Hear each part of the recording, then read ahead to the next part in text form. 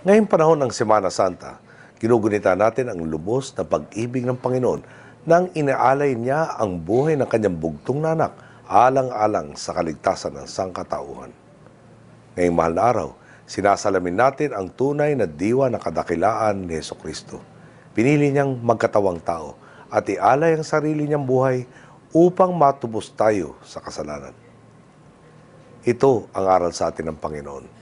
Ang tumbasan ng pagkakawang gawa ang ating mga dasal at magkusa tayong tumulong sa pagpasan sa krus ng mga nahihirapan nating kapwa.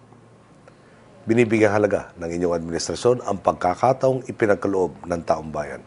Kaya naman, alinsunod sa mga aral ni Jesucristo, nagsasakripisyo ang inyong pamahalaan para maghatid ng makabuluhang pagbabago. Ang pagbuhos ng mga biyaya at mabuting balita sa ating bansa ay patunay na tama ang tinatahak nating landas.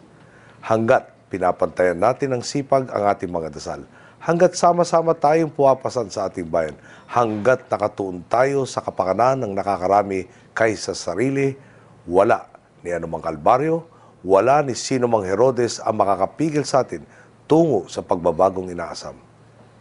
Isang mapayapa at makabuluhang pagninilay-nilay ng mahal na araw sa ating punlahat.